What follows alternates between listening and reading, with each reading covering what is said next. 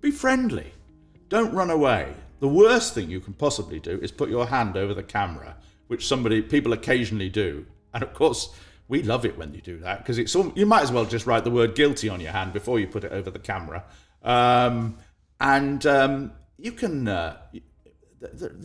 learn the art of avoiding the question if you practice it with your mates. And it's when they're aggressive and they avoid you that adds a sense of drama to the film. Welcome back to our Behind the Politics segment of the Veterans in Politics podcast, and I'm with I'm going to use the word legendary, Michael. The legendary investigative journalist, former Channel 4 journalist, Michael Crick, here in the stunning surrounds of the London Scottish Institute. Very kind permission of Bear Arms as well. And big shout out to them in the show. And Michael, you're my first guest that's actually a journalist that hasn't then become an MP. Right. But am I right in thinking... It's a bit late now. It's a bit late. But it might... Well, who knows? We're in a period of where we're experiencing great comebacks in our politics. I mean, was it something that you considered earlier on in your life? I think I listened to a podcast once before that politics was something that you were going to go into, not journalism. Oh, yeah. When I was at school, I was going to be Prime Minister from the age of about 13, 14, like William Hague. And indeed, I knew William Hague at Oxford, a bit younger than me.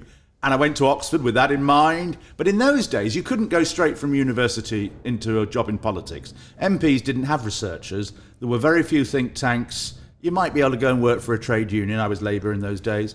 And so I had to do something else. And I'd also done journalism at school and at university. So that was the natural thing. I went into television. And when I was sort of, got to 30, I actually put out some feelers to the Labour Party saying, well, could I fight a hopeless seat at the next election just for practice?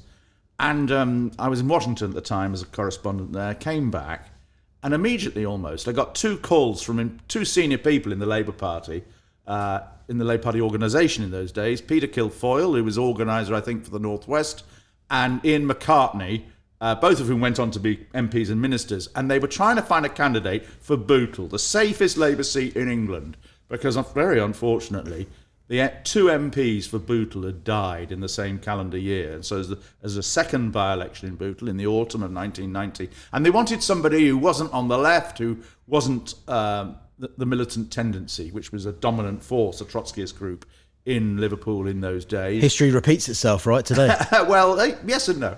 And they wanted me to put my name forward. They're not, I'm not saying they would have made me the candidate. And they said, you've got to make your mind up by tomorrow night. And I thought about it, and I discussed it with my then wife, and she didn't want to. She'd lived in Liverpool and didn't want to go back. She thought we'd have to buy a house there. I thought it might be a bit difficult because I'm associated with Manchester, big Manchester United fan. And I knew the local party was at war with itself. But really, these were all excuses. I'd basically decided by that time I preferred the life of journalism. And I never looked back. I knew that was the turning point and that I was never going to go into politics. But as a result of that, and, wanting to go into politics for a long time in my early life, I've taken a very close interest on what I regard as the crucial stage, getting selected for a safe seat. And now it takes up about half my life studying all this. And that's something we'll come on to during this episode, your work at looking at how the parties select their candidates, because we both probably share some strong views on that. And I love following your work on At Tomorrow's MPs. But we are here in this amazing room, which is the headquarters of Bear Arms Film. And we've got some deactivated weapons behind us as well that the A-listers of many film, I think Bags told me, they've appeared in lots of film and TV behind us.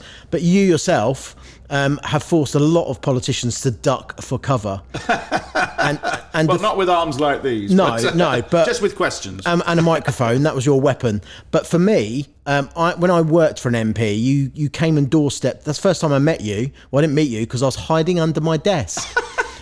Because you send chills down your reputation precedes you. But what is it that politicians fear? Tell us more about this. Well, who were you working for? Why were you hiding under the desk? Your good friend Grant Shapps, yes. Our mutual friend, who obviously now Secretary of State for Defence. I had a wonderful time working with Grant, but you did on a couple of occasions do your classic Crick of doorstepping Grant, including in his constituency office. And I looked out the window and I thought, Oh my. And hid under my desk and let Grant go and do the politician bit, which I think he did reasonably well. But I mean, what is it exactly that politicians fear when they see you walking up the garden path? I don't know. I mean, I'm a cuddly person, really. I'm a pussycat. But I mean, I like to think it's because I ask good questions, and I often ask the questions that other journalists don't ask. I do put a lot of I used to put a lot of thought into the questions you ask on such occasions. And I used to consort with, do you remember Gobby? He was a BBC producer called Paul Lambert, who sadly died 3 or 4 years ago. And he would ask brilliant questions in early morning doorsteps. He was happy to get up at 6 in the morning or 5 in the morning, and they would do a doorstep every day of the week. And the material would be shared between the BBC and ITV and Sky. They don't seem to do those doorsteps anymore. And I think I don't know, I haven't asked them about it, but because I've not worked in mainstream television now for 5 years.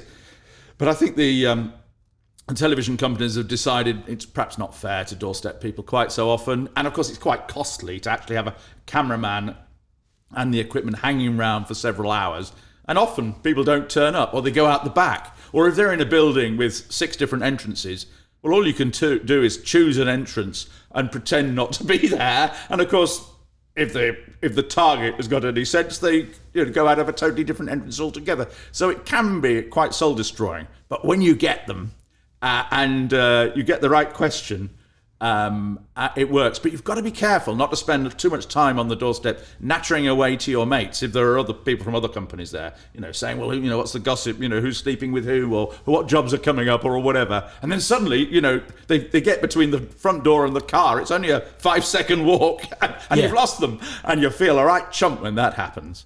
I mean, the other thing you've got to be wary of is they suddenly say, oh yes, and they start answering your questions in great detail. And of course, you've only prepared one question. I remember seeing Lewis Goodall interviewing. He doorstepped Dominic Cummings, and he didn't. And they were walking through St James's Park, and I think Lewis hadn't expected Dominic Cummings to stop and speak, and instead of which he got 10 minutes up with him. And he obviously hadn't thought through 10 minutes worth of questions, and so he kept asking the same question again and again and again. So there is an art to it. I used to practice it with producers. I'd say, right, the producer, you pretend to be Grant Shapps or Dominic Cummings or whoever, and I'll ask you, and then we'll turn it round, and we'll work out the different avenues they might go down. So I miss that, and I desperately want somebody to employ me just for the general election, so I can get back on the road just for a month, and I can go around the country terrorising these sending people under desks well, you do. all over the country. You do, but that's like you say. You've worked hard for that. Your experience, you prepare for that. And in the military, we have a phrase called "train hard, fight easy." So going into those high pressure situations, we've rehearsed it over and over again. And I think a lot of today's journalists could learn a thing or two by replaying some of your work over the years and actually getting better at asking those questions. Because if you ask the right questions, you're going to get the right answers. I've often thought that being a journalist, the kind of journalist I've been, is a bit like military activity or police detective work, but with none of the danger. Nobody's actually going to kill you if you make a mistake. The only thing you might do is get embarrassed.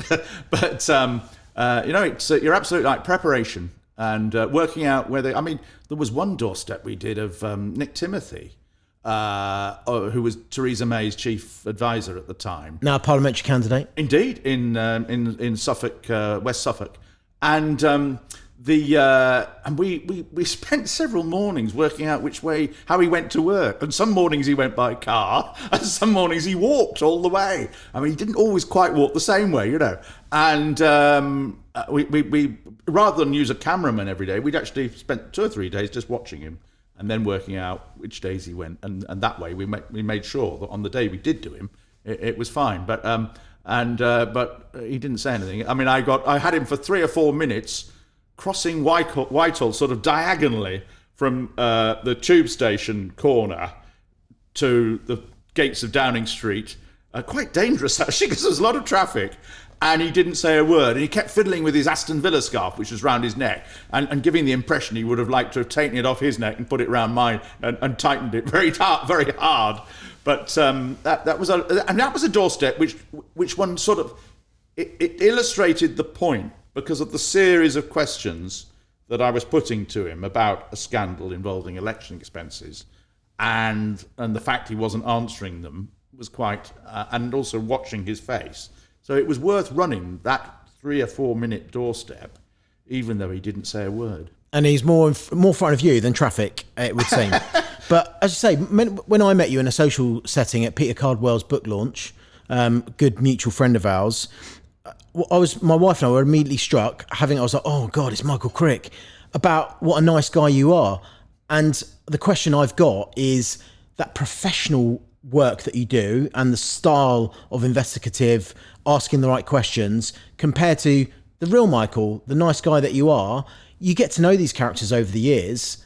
How do you distinguish between those kind of personal relationships and getting the job done? It's difficult. I don't have many personal relationships. Well, not with MPs. I mean, there's probably, 10 MPs I'd say are my friends, and most of them keep retiring, because they're my sort of age. And I don't like to get too close, but inevitably you do strike up friendships just because you either known them a long time since school or university, or, you just get to like them and you think, well, let's meet socially. But there are some journalists, you go to a party at their home and, half the cabinet's there. And that's not my style. In any case, they wouldn't come.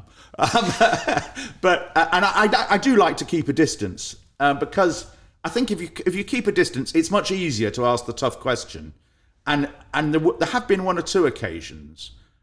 For instance, Chris Grayling. I used to know Chris pretty well. He used to go to football a lot. Yeah, sadly unwell at the moment as well. Yeah, he is. And he's a big Manchester United fan, and we'd often be seen together in the away end at all sorts of grounds. And then, of course, he ran into various problems during his time as a minister. And I would be asked, can you do this big piece on Chris Grayling? I said, look, it's not really right that I should do that because I'm too close to him.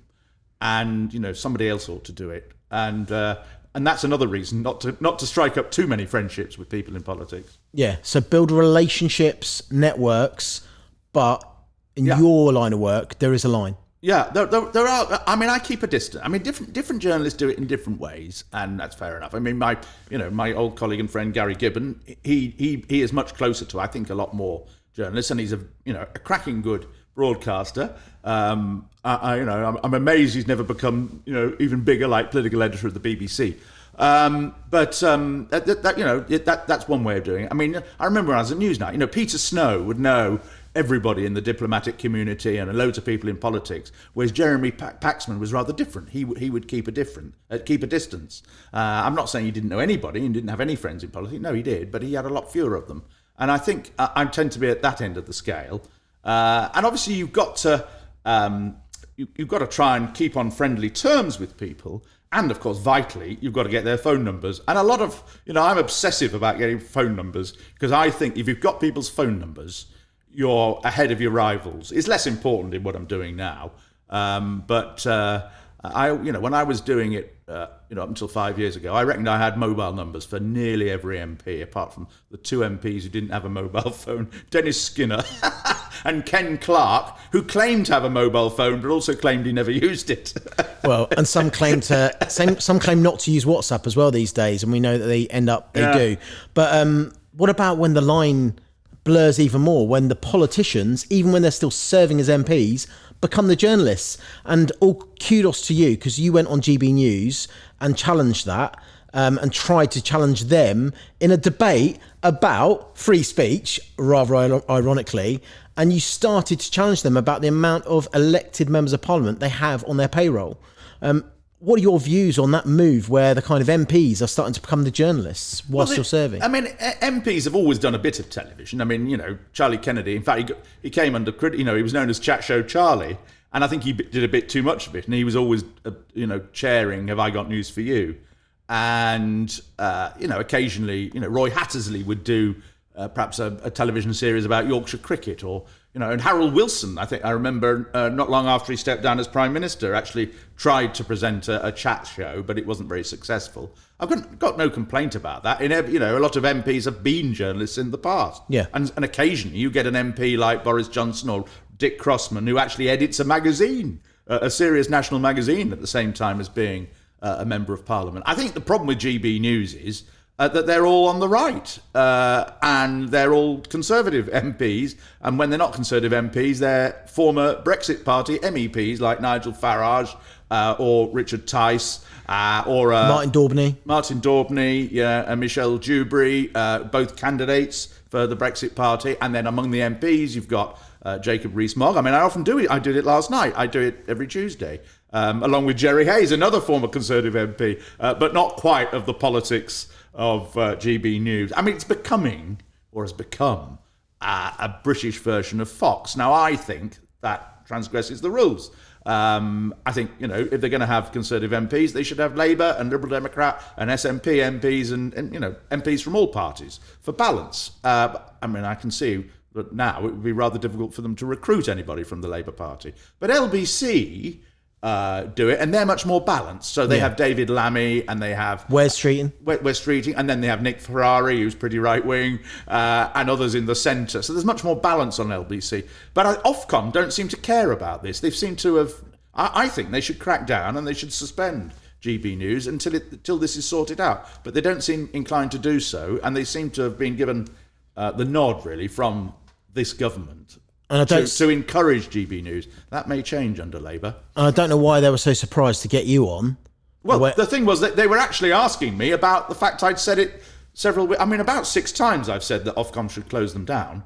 And actually, they quite like me saying that on air, because they say, oh, well, Michael Crick's balanced. We allow him on air to say that. And there was what happened on that particular night when I was thrown out of the studio for saying it, is I think it was a rather young and inexperienced studio director on a Saturday night where the staff tend to be a bit less experienced.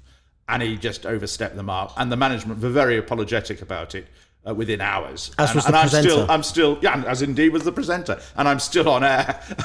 Well, I mean, I may not last forever, but I do enjoy going there because I love... I mean, now I'm not in mainstream television anymore. I can express political views. And a lot of the cases I've had to work out what my views are. And I loved having a debate with Jacob Rees-Mogg. And I loved doing the Saturday morning programme with Esther McVeigh, although she can't do it anymore. Now she's back in the cabinet, and her husband, Phil Davis. And they pay well as well. And it's a fun place to go, apart from when you're being thrown out the studio. Well, I was on the other day talking about remembrance with GB News, though it wasn't paid, I hasten to add. Now, let's take a bit of a turn and talk about your current work with At Tomorrow's MPs. And for those of us, any political geeks, or just those that are a bit interested to learn a bit more about how our democracy works from the grassroots, you uncover the rock and look underneath it about how political parties select their candidates, because for a lot of our politics, the rights and wrongs, that's where the good or the bad begins, by that judgment from a very small group of people, be that in party headquarters or a very small membership, that decides the fate of its constituents and, in often the case, the country. Can you tell us a little bit about some of the trends that you've uncovered during that work? Why did you start to do it? And what do you think that that's going to have an impact on as we lead into a general election in particular? I started to do it because I've always been fascinated in this, ever since the days when I wanted to be an MP myself. And when I was on Newsnight and Channel 4 News, I often used to make films about selections, particularly the ones at the last minute, just before a general election. And it's politics in the raw. Every selection has got its stories, its fiddles, its cock-ups. Did you know that Margaret Thatcher, when she was chosen for Finchley in 1958, she didn't actually win? She lost by 2 votes. Really? And this will be of particular interest to you. And the guy who won had won the VC in the Second World War. I've forgotten his name now. And the chairman of the party was so taken by Thatcher. She was only 32, very beautiful, intelligent. She was clearly going places. So he switched 2 votes from the VC winner to her. And he sort of morally justified it to himself on the grounds that, winning the VC, that's pretty big. He's bound to get chosen somewhere else in the next few weeks, no doubt. He never was. He never made it to Parliament because the chairman of the party... And this is all in Charles Moore's book. And there are cock-ups and fiddles like that, and far worse, actually, all the time. And, I only managed to scratch the surface simply because I haven't got the time. And I need to... I could do with a big staff, and I haven't got the money to pay for a big staff. But I like to shed light on it. And part of it is I think that if we know more about these people before they become candidates, then we may be able to root out some of the wrong-uns. And by golly, we've seen a lot of wrong-uns in the course of this Parliament, and people who've had to, been deprived of the whip or had to step down for all sorts of things, some financial, some sexual, some other things. So there's that involvement. But it's also it's the crucial moment, I think, in a political career. Once you're selected for a safe seat, you should be set up for life. And sometimes it takes people ages. I mean, Michael Howard, it took him about 20 years to get chosen for Folkestone. And I think he had 31 attempts. Betty Boothroyd, the former Speaker of the Commons, I think she fought 5 different other seats all over the country before she got chosen for West Brom in a by-election. And MPs will all have their selection stories. The one they thought was a dead cert and somehow it went to someone else. And often they get chosen for the one they least expect, because I think it's because they're sort of relaxed a bit. They don't expect to win. And when you don't expect to win, you're more relaxed and you make a better speech. Although the days of speeches being crucial, I think, are dying out. It's still important in the Conservative Party because the selection is made ultimately by a meeting of members, or members who choose to turn up. Whereas in the Labour Party, there's postal voting, there's voting online sometimes, and the votes are really often decided by the time of the meeting. So they can make the most brilliant speech in history and they still wouldn't get selected, which is a pity, I think. Because there's, a little bit of spontaneity is good as well. And if you can persuade a room, well, that is quite an important political attribute, isn't it? The ability to persuade a room with your oratory and your argument. But nowadays, it's all about getting out the postal vote and getting out the online vote. And I think occasionally there are a few fiddles in those departments in the Labour Party, although I've never managed to prove it. But no, it's fun. I love it. I've never had so much fun. I mean, it's purely a hobby. I make no money out of it apart from the odd article. And I intend to carry on with it and to extend it and try and link up with some institution or a university, get some funding, and then and do it in much more detail in the future.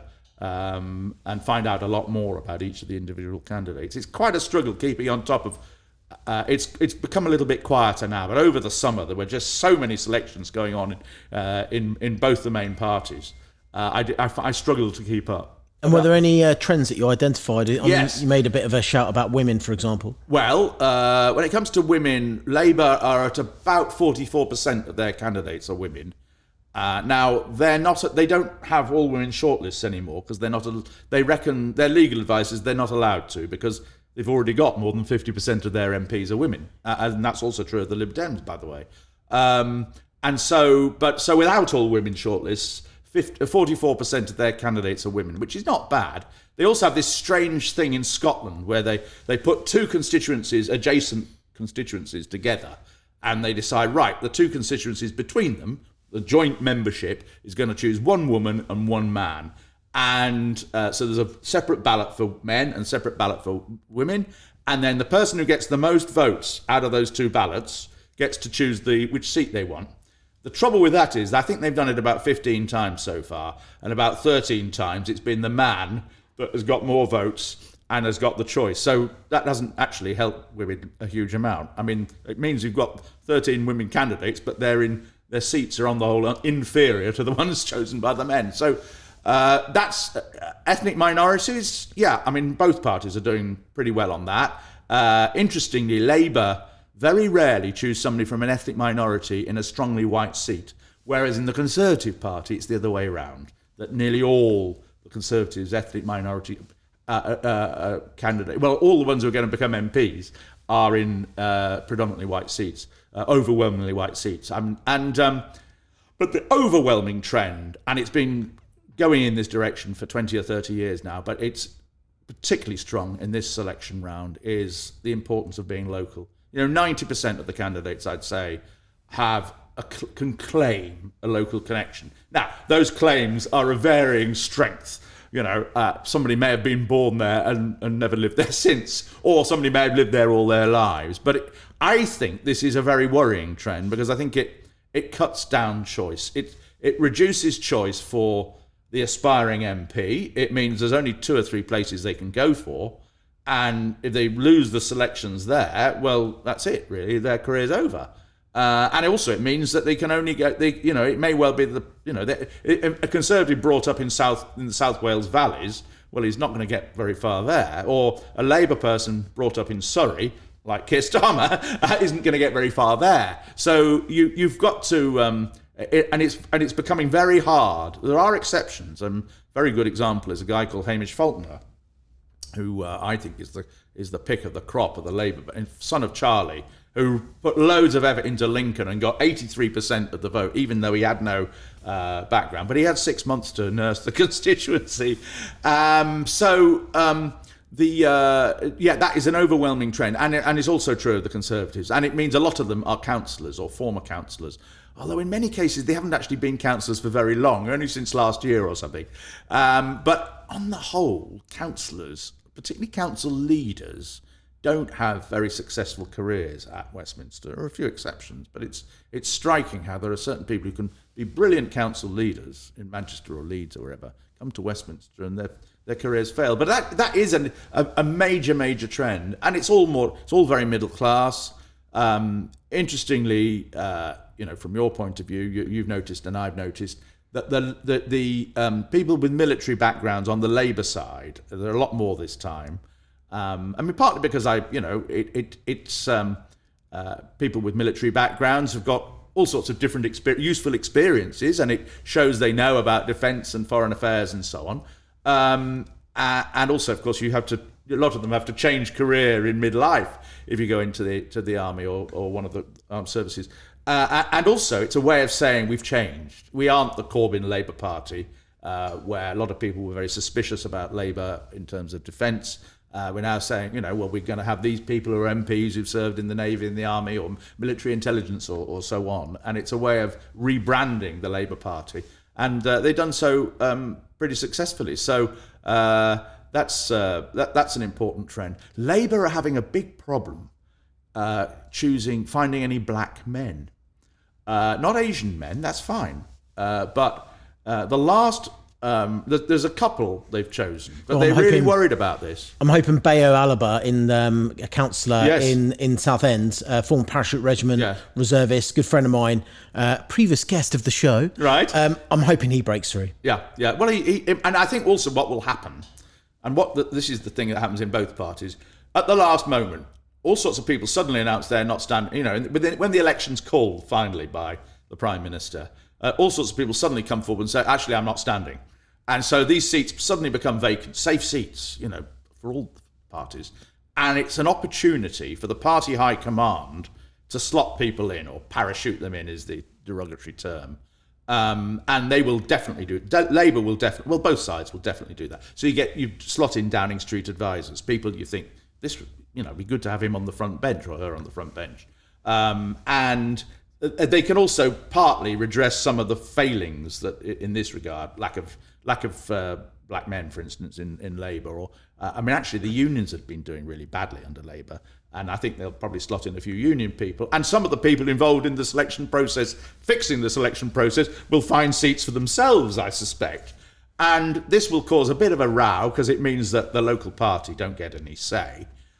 Sometimes they do it with a shortlist where really there's only one candidate you can vote for. You've got the Archangel Gabriel, Harold Shipman, and Peter Sutcliffe. Well, you haven't got any choice, and you've seen that happen in the past. The other thing that goes on, that used to go on in Labour, and I think may happen again, is you basically offer people peerages to get them out of their seat, so you can then slot someone else in. And I just think all of these tricks need to be, exposed and open to scrutiny. Now, local members and the activists particularly get very upset when people are slotted in like this. But I do think it's in the interests of the party and of the country, actually, that good, able people, future cabinet ministers, are found a seat, and that they, if they fail to get selected by local parties, but perhaps because they're not local, that it's important we have the best people in Parliament. It's important for the country. It's important for the world. We face so many problems right now. So there's always this tension between what the party leadership wants and the people it would like to see in Parliament and what the local members want, many of whom think that really they want somebody who can, knows the area and deal with all the problems, and they're not really interested in whether they become a minister or not. Well, somebody's got to provide the ministers, and they've got to find, each party's got to find 100, 150 potential ministers, allowing for sackings and retirements and so on. And but there's always that tension, and that's part of the fun of observing all of this and the fixes that go on. God, the fixes, the stories you hear, and the deals, and of course I can't always report them because I can't prove it, and I need to be certain of what I'm saying when I'm making a serious allegation like that. Yeah, I love it. Well, it comes across in the passion that you speak about it. And for those of you that are interested in this, obviously I've got a vested interest. I want to see more of the military candidates through, and comes back to your point about having future talent for the parties, future ministers, and for those that are making key decisions. But for those of you that are interested in this, I do say go on Twitter, or the artist formerly known as Twitter, X, and follow @Tomorrow's MPs, because you'll find it fascinating. The stuff you uncover, your sources network is amazing. So do follow that account. But before we let you go, Michael, having been at the other end, albeit as an unelected person hiding underneath my desk, should one of our aspirant politicians find someone like you walking up the path towards them with a microphone in your hand, what advice would you give someone before they get cricked? Be friendly. Don't run away. The worst thing you can possibly do is put your hand over the camera, which people occasionally do. And of course, we love it when you do that, because you might as well just write the word guilty on your hand before you put it over the camera. You can learn the art of avoiding the question if you practice it with your mates. And it's when they're aggressive and they avoid you that adds a sense of drama to the film. So it's great from my point of view and the television's point of view, but it doesn't look good for the politician. And the same is true if they're trying to get hold of you on the phone.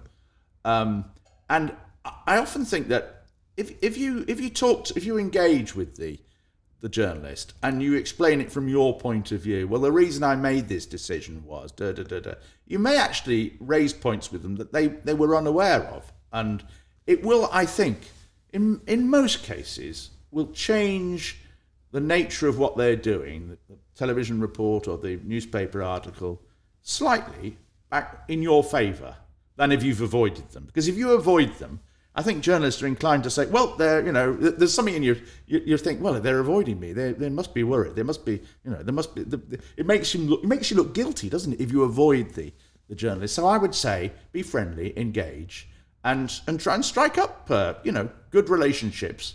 They may not have to be as far as friendships, but maybe the odd friendship.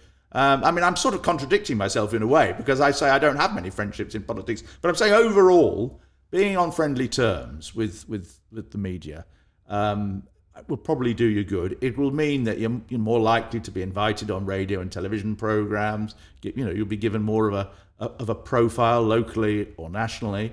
You've got to handle it carefully. You don't want to make yourself look too much like a sort of a media tart, as we call them, willing to talk about anything at any time. But don't run away. Michael Crick, on those sage words of advice, it's been enormously fun talking to you, and massive shout out to Bags at Bear Arms Military Support to Film and TV for allowing this to happen today. Thank you, Michael. Great, I enjoyed that. Well, I knew I would. That's all right, isn't it? Thanks to our guests, and thank you for listening. If you've enjoyed this podcast, hit subscribe now. Alternatively, you can support our mission by checking out in the show notes below, where you can rate, donate, or become our mate. Thank you.